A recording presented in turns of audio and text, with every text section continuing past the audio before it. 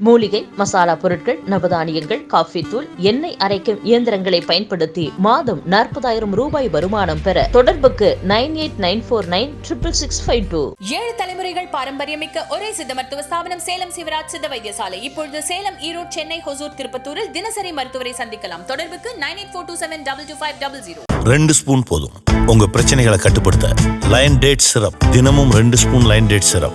Line date syrup. இப்ப இதுல இன்னொரு விஷயம் என்னன்னா, விஜய் அவர்கள் உள்ள வந்திருக்கிறாரு. அவர் தமிழ் தேசியத்தையும் கையில எடுத்திருக்கிறாரு. அப்படிங்கிறப்ப இவங்களுக்கு ஆட்டோமேட்டிக்கா ஒரு பிரஷர் வருதோ இங்க. அப்ப தமிழ் தேசியத்துக்கான அடுத்தடுத்த கூறுகளை செட் பண்ண வேண்டிய கட்டாயத்துல சீமான் இருக்கிறதுனால கையில் எடுத்தாருன்னு சந்தோஷப்பட்டிருப்பார்.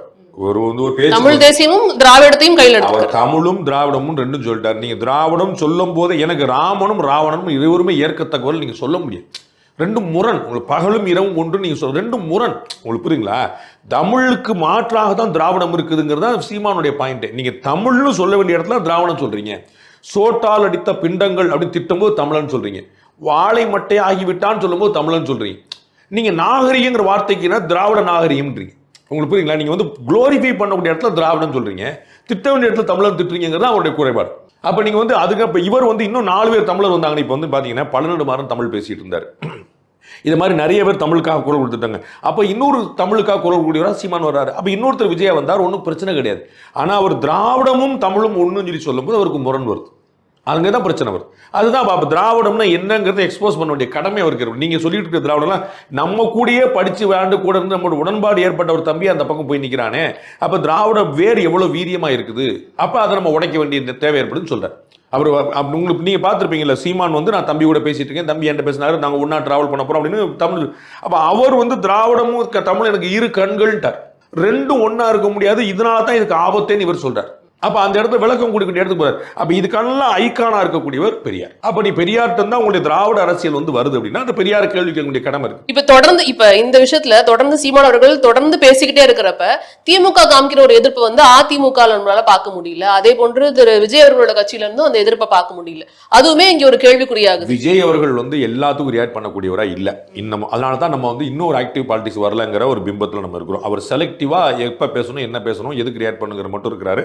சில சமயங்கள் ட்வீட் போடுறாரு. மொத்தம் பப்ளிக்ல மொத்தமே 3 மேடைக்கு தான் வந்திருக்கிறார். நம்ம மாநாடு ஒன்னா இருக்கட்டும், அம்பேத்கர் ஒன்னா புத்தக வெளியிட்டா இருக்கட்டும், இன்னொன்று இப்ப பரந்தூர் போனதாரு. மொத்தமே பொதுவெளியில் அவர் பேசினதே 3 தான். அவர் கட்சி ஆரம்பிச்சுன்னு சொன்னதுல இருந்தே மொத்தம் 3 மேடைகள். 3வது மேடை கிடையாது, வேண்டாம். ஸோ அதனால ட்வீட் மட்டும் தான் போடுறாரு. அதனால அவர் நீ ஏன் அதுக்கு ரியாக்ட் பண்ணி அதுக்கு அவர் ரொம்ப செலக்டிவா ரியாக்ட் பண்றாருன்னா அவரை நம்ம கேட்க முடியாது. ஏடிஎம்கேக்கு சீமான் கூட கூட்டணி வைக்கக்கூடிய ஒரு எண்ணம் இருக்கிறது. ஆனா வெற்றி கூட்டணிங்கிற ஒரு பிம்பம் வரணுங்கிறனால அது விஜய் தான் பெஸ்ட் சாய்ஸா இருக்கணும், ஃபர்ஸ்ட் சாய்ஸா இருக்கணும் அவங்க ட்ரை பண்றாங்க. ஒருவேளை விஜய் வராம போயிட்டா என்ன செய்யறதுங்கிறது சீமான ஆர்எஸ்ல போட்டு வச்சிருக்காங்க. அதனால ஒரு பெருசா கண்டிக்க மாட்டாங்க. பிளஸ் இந்த கேள்விக்கு அவங்களால பதில் சொல்லணும். திமுகவாவது அடம் பிடிச்சு உடும்பு பிடிச்சு ஆமாமாங்க எங்களுக்கு பெரியார் கொள்கை உடன்பாடு இருக்குன்னு சொல்லிடும். ஏடிஎம்கே தாண்டி ரொம்ப தூரம் வந்துருச்சு. அவங்க அண்ணாவளியை பின்பற்றி அதுக்கு பிறகு எம்ஜிஆர் விஷயம் ஃபாலோ பண்ணி அண்ணாயிசம்னு எம்ஜிஆர் சொல்லிட்டார். பெரியார் திராவிடம்ங்கிற விஷயத்தை விட்டுட்டு எங்களுடைய கட்சியின் கொள்கை என்னன்னா அண்ணாயிசம்ட்டார்.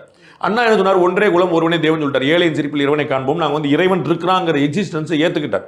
அப்புறம் ஜெயலலிதா அதுக்கு அடுத்த கட்டத்துக்கே போயிட்டாங்க. அதனால அதிமுக காரங்க பெரியார் பிடிச்சி பெரியார் ஒரு பிம்பம் எங்களுடைய மூத்தவருங்க, அவர் தப்பா சரியோ ஏன்னா எங்க மூத்தவருங்க எங்க குடும்பத்தில் தலைவராக விட்டு கொடுக்க முடியாதுங்கிற அந்த விட்டு கொடுக்க முடியாதுங்கிற தர்ம சங்கத்தில் இருக்கிறாங்களே தவிர பின்னாடி இவருடைய கூட்டணி தேவைப்படுங்கிற எண்ணத்துல இருக்காங்க. அதனால ஏடிஎம்கே பெருசா எதிர்பார்க்கல. இப்ப சீமான் அதை தாண்டி அவர் கவனிக்க கூட ஒரு விஷயமா இருந்திருக்கிறாரு. ஆனா விஜய் நீங்க சொன்ன மாதிரி ரெண்டுத்தையுமே கையில எடுத்திருக்கிறாரு அப்படின்னாலுமே தமிழ் தேசியத்தையும் கையில எடுத்திருக்கிறாருங்கிறப்ப தன்னை முன்னெடுத்துறதுக்கான ஒரு முக்கியமான ஒரு அடுத்த நகர்வு சீமான் பண்ணிட்டு இருக்காரு. அப்படி எடுத்துக்கலாம். மைல்டான தமிழ் தேசியம் தான் பேசுவார்.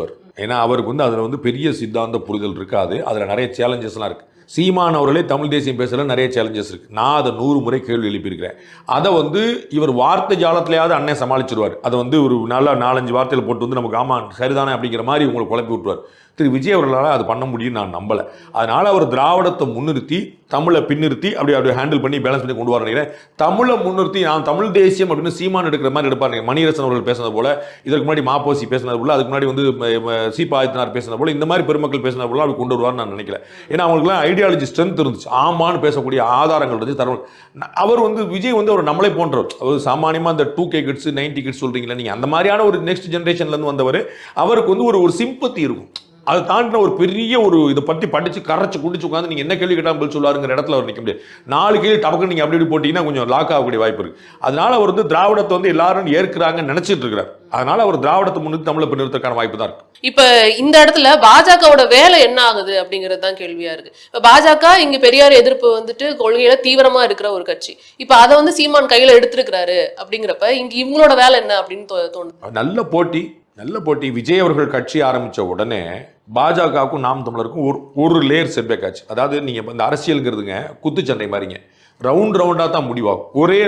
ஒரு குத்து நாக் அவுட்ல எல்லாரும் போயிட்டு அப்படி வராது. ஃபர்ஸ்ட் ரவுண்ட்ல இவர் ஜெயிச்சார், செகண்ட் ரவுண்ட்ல இப்படி தான்.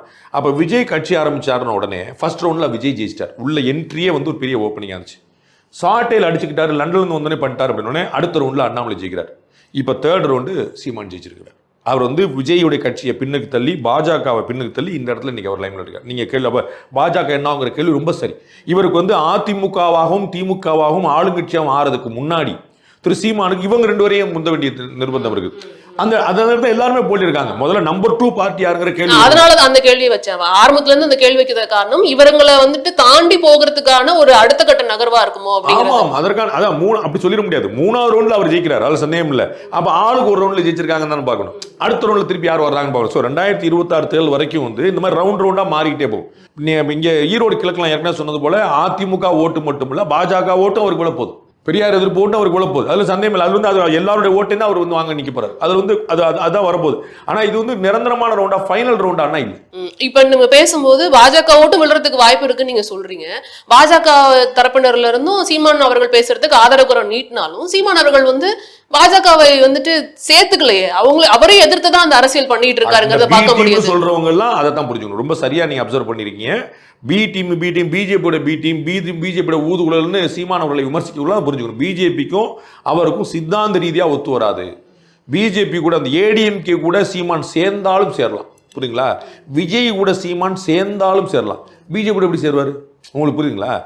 அது வேற ஏதாவது ஜஸ்டிஃபை பண்ணி கொண்டு வருது. அவர் இந்திய தேசியத்தையே ஏற்கல ஆக்சுவலா, புரியுங்களா? இந்திய பாரதிய ஜனதா கட்சிங்கிறத ஏற்கல, தமிழ் ஜனதா கட்சி தான் விரும்பாரு. அவர் நாங்க வேறங்க அப்படின்றார். அப்போ வந்து அந்த இடத்துல நிற்கிறவர் நீங்க எப்படி செய்வீங்க? ஸோ 2 பேரும் எதிர்க்கிறாங்கிறனாலே ஒன்றுன்னு சொல்ல முடியாது. டங்ஷன் திட்டத்தை அதிமுக திமுக எதிர்க்கின்றன. அதிமுக திமுக உள்கூட்டணி ஒத்துப்பாங்களா? இதெல்லாம் இழிவுபடுத்துறக்கா நியாயமற்ற வாதங்கள். இதை மக்களே ஏற்க மாட்டாங்க. அப்ப இவர் எடுத்திருக்கிற இந்த எதிர்ப்பு நிலை வந்து 2026 தேர்தலும் சரி, இப்ப ஈரோடு கிழக்கு இடைத்தேர்தலும் சரி, எப்படி வந்து அவருக்கு சாதகமா இருக்கும்? பெரிய பாசிட்டிவான தாக்கத்தை அவருக்கு ஏற்படுத்தும். அவருக்கு நிறைய ஓட்டுகள் கூடும். கடந்த இடைத்தேர்தலில் திரு EVK இளங்கோவன் அவர்கள் வென்ற தேர்தலில் நாம் தமிழர் பெற்றதை விட குறைஞ்சபட்சம் 2 மடங்கு வாக்குகளாக அவருக்கு கிடைக்கும். ஏன்னா எதிரில் ஆளே இல்லை. அதிமுகவுக்கு மட்டும்தான் நான் மறந்து போய்ட்டு திமுகவுக்கு ஓட்டு போட முடியாது ஒரு ஏடிஎம்கே காரமா இல்லை. ஏடிஎம்கே தேர்தல் புறக்கணிச்சிருச்சு. நாம் திமுகவுக்கு நான் ஓட்டு போட முடியுமா உட்காந்து அவனுக்கு என்ன வாய்ப்பு இருக்கு? பிஜேபி உட்காந்துருக்கான். அவன் வந்து நிர்வாகி உட்காந்துருப்பான். நான் பிஜேபி ஆக்டிவா இருப்பான், தோடு போட்டு துண்டு போட்டு போஸ்ட் அடிச்சு உட்காந்துருவேன். அவன் வந்து ஏடிஎம்கே டிஎம்கே ஓட்டு போட மாட்டான். ஏடிஎம்கே இல்லை, அவனுக்கு என்ன வாய்ப்பு இருக்கு? அப்ப எல்லோரும் வந்து நாம் தமிழருக்கு வாக்களிக்க போறாங்க. அப்ப அதுலதான் அவர் வந்து இன்னும் மகிழ்ச்சி அடைகிறார். அப்ப நாம் தமிழருக்கு விழக்கூடிய ஒவ்வொரு வாக்கும் அவர் ஜெயிக்க போறாருன்னு அவரும் சொல்லல, நானும் சொல்ல, யாரும் சொல்ல. ஆனா அவருக்கு விழக்கூடிய ஒவ்வொரு வாக்கும் இந்த பெரியாரியம் திராவிடையம் திமுக ஆட்சி எல்லாத்துக்கும் எதிரானது ஒப்புக்கலான்னு கேட்கிறார். அப்போ உங்கள் சிந்தனை 10,000 ஓட்டு வாங்கட்டும், புரியுங்களா? நீங்க 1,00,000 ஓட்டுல ஜெயிச்சுங்க. அந்த 10,000 மக்கள் ஒரு தொகுதியில உங்களை பிடிக்காம இருக்க ஒத்துக்குவீங்களா? புரியுங்களா? அப்ப நீங்க 234 தொகுதி 10,000 போட்டுக்கோங்க. இதுதாங்க பாயிண்ட். அப்ப அவர் பெருசா பலன் கொடுக்கும். 2026 பொறுத்தவரைக்கும் என்டையர்லி டிஃபரெண்ட் கேம். அங்க வந்து யாரோட போறா, என்ன கூட்டணி வருது, நிறைய விஷயங்கள் பார்த்து தான் சொல்ல முடியும். அதை இன்னைக்கு நம்ம கணிக்க முடியாது. இவருக்கு வளர்ச்சிக்கான பாதை அது கணிக்க முடியாதுனாலும் இப்ப எடுத்திருக்கிற இந்த நடவடிக்கை வந்து கை கொடுக்குமாங்கிறத கேள்வி. 26ல நான் சொல்லவே முடியாது. அது வந்து டூ ஏர்லி டு கால். அது வந்து ரொம்ப தள்ளி இருக்கு. நீங்க ஒரு வாரத்துல நீங்க 1 மாசம் முன்னாடி நீங்க பெரியார் பத்தி பேட்டியை கேட்கலைங்க, புரியுங்களா? அன்னைக்கு வந்து நீங்க அண்ணா பல்கலைக்கழக மாணவி பத்தி கேட்டுட்டு இருந்தீங்க. அப்போ உங்களுக்கு 1 வருஷத்துல என்னென்னலாம் நடந்துடலாம். அதனால வந்து யார் கூட்டணி வைக்கலாம், யார் மாறலாம், எந்த கட்சி உடையலாம், எந்த கூட்டணி உடையலாம், எவ்வளவு இருக்குது அப்படிங்கும்போது நீங்க வந்து அது ரொம்ப, நான் சொல்றது இவருடைய கட்சி வளர்ச்சி பாதையில போயிட்டு இருக்கு. கடந்த 4 தேர்தலில் நம்ம வந்து கன்சிக்யூட்டிவ் growth பார்த்துட்டோம். உங்களோட நேரத்திற்கு ரொம்ப நன்றி சார். Thank you so much.